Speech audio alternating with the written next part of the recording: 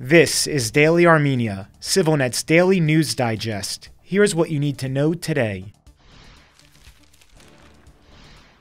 At least one Azerbaijani soldier crossed the border into Armenia's southernmost Syunik region today before being apprehended by Armenian forces, according to Armenia's intelligence services. An Azerbaijani soldier armed with an assault rifle and ammunition magazine crossed into the area of the village of Terh at around 5:15 this morning, the National Security Service said in a statement. For its part, Azerbaijan's defense ministry reported one soldier missing today in the nearby district of Lachin, citing bad weather conditions. Meanwhile, CivilNet's Syunik correspondent reported that not one, but two Azerbaijani soldiers had crossed into Terh, citing community sources with knowledge of the matter. The second soldier reportedly fled, and his current whereabouts are unknown. Neither Yerevan nor Baku have commented publicly on that matter. Today's incident in Terh occurred just hours before the top diplomats of Armenia and Azerbaijan were set to meet in Berlin for their first round of normalization talks in more than half a year.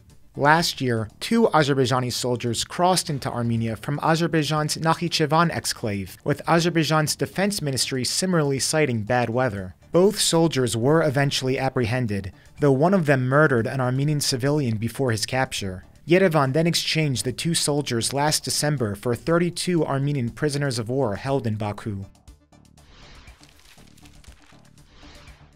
Prime Minister Nikol Pashinyan yesterday paid his first ever official visit to Greece, meeting with top officials in the country. His counterpart reiterated Greece's support for normalization efforts between Armenia and Azerbaijan.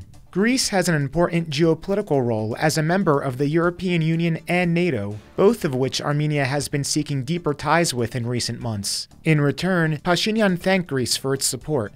Both prime ministers made a reference to cooperation in the field of defense, and last December, Armenia and Greece signed a military technical cooperation agreement along with Cyprus, which includes experience exchange, education, and tactical training. Pashinyan also noted that the issue of increasing bilateral trade and economic ties was discussed.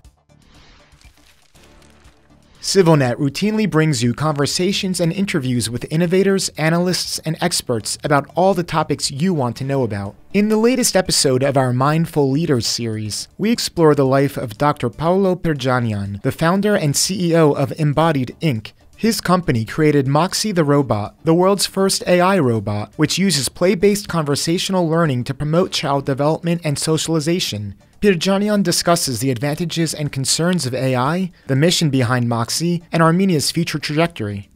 You can also zoom out to learn about Armenia's burgeoning tech sector in our interview with co-founder and CEO of the Yerevan-based software developer Aeobyte, Tigran Sarkisyan. He tells us where he sees the industry going and discusses the importance of the diaspora in Armenia's economy. He also gives some tips to entrepreneurs looking to get involved in the country's development. You can find the links to both interviews in the video description or on our website.